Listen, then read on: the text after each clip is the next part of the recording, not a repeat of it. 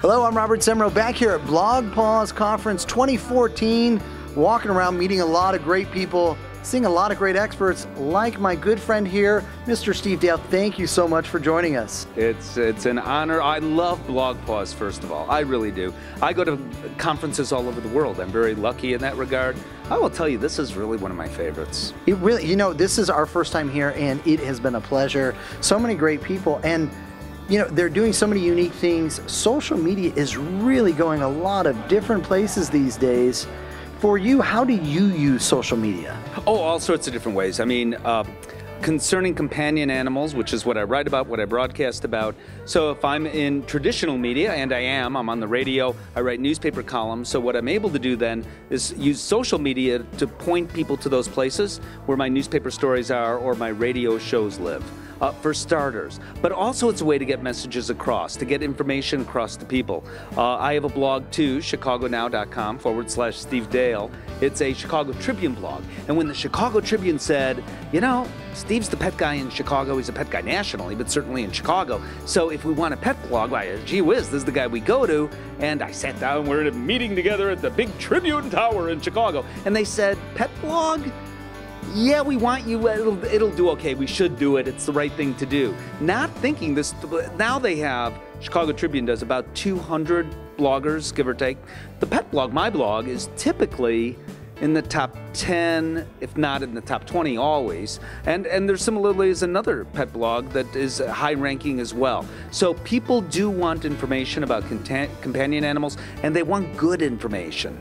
That's the thing. They want to go to sources that are reliable, reputable sources, and hopefully I contribute to that.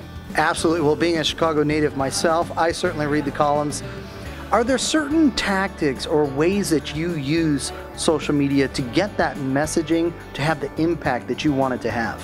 Well, in my case, I'm very lucky, so I'm able to promote my social messaging in traditional media because I work in traditional media, and vice versa. So in my blogs, I point people to the traditional media I do. It kind of works with one another, so I'm kind of lucky in that regard, if that's Absolutely. what you mean.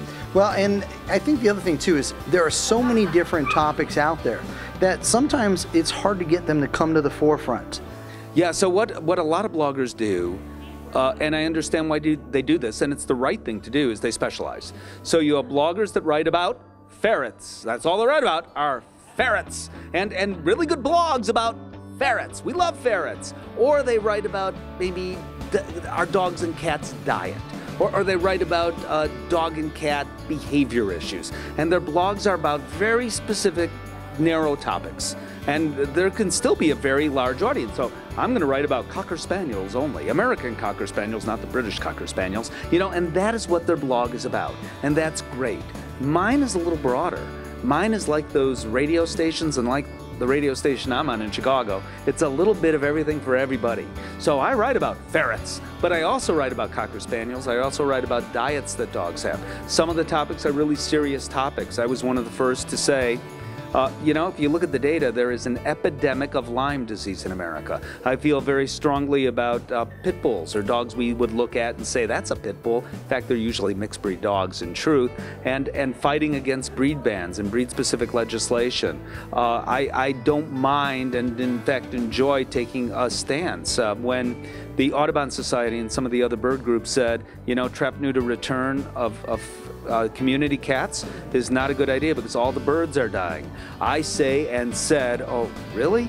You know, I mean, listen, I understand that cats do, if they can, sometimes catch birds. I love birds, you know. That's just the reality. But is that their biggest issue, with pollution, with destruction of habitat? They can't fly from one place to another because that second place they used to go to doesn't exist anymore? Those are the big problems for birds now. It's not cats. Cats have always been there. Yet if there are fewer birds of certain species, something has changed, right? Common sense. What's changed? And well, the habitat has changed, and pollution now is an issue, and all these other things. It's not about community cats. And I really think it's important for me anyway, it's what I do, is I'm not afraid to take a stance on certain things, and some of these things I get slammed for, but so be it. That's what I do. Well, you have certainly done a lot of things in the pet world. Let's talk about what you're doing here at BlogPaws 2014. Yeah, so one of those stories that it's a news story, and it's an epidemic. And you heard me right, epidemic. This is huge. People are dying of Lyme disease in numbers that aren't being reported. And I am at a pet conference. Well, here's how that ties in with our companion animals. Our dogs can die of Lyme disease too. The good news for our dogs is that usually they're not quite as profoundly affected by Lyme as people sometimes are, for starters. Secondly, we can actually do more to protect our pets from Lyme disease and other tick diseases than we can to protect ourselves. And the secret word might be repellency. So talk to your veterinarian about a product, a spot-on product, you know, the kind that you squeeze out of a little tube, goes between the shoulder blades of your dog. And by doing that, if the right product is chosen, then if that product has repellency, well, guess what? Repellency repels the ticks. So they don't even get on your pet to take that blood meal and infect your pet with pretty dramatic disease. And it's not only about Lyme disease. Get ready, these are some bad names. Ehrlichiosis, anaplasmosis. Don't they sound bad? And they really are bad. And we could avoid that. We could avoid our pets getting these by taking certain steps. Vaccine is available for pets. Also, we could test our pets to determine if they have Lyme in the first place. Can't do that all as readily with people as we can our pets. And Lyme disease, I'll end it where I began. It is an epidemic. It turns out 1 in every 16 dogs, 16, is positively shown to have Lyme disease in America. 1 in every 16. It's Wow. too many. It is too many, especially as you point out, it's preventable. So many other great topics that I know you and I could talk about for hours. I'll be talking about cat behavior. I like that. Yeah, I knew you would. But for those who won't catch your cat behavior talk, where can they stay up to date with all the things that Steve Dale has going on? All the things. All the things. All the things. Everything I've ever said or done or will say. Most of those things. Most of those things. ChicagoNow.com/Steve Dale.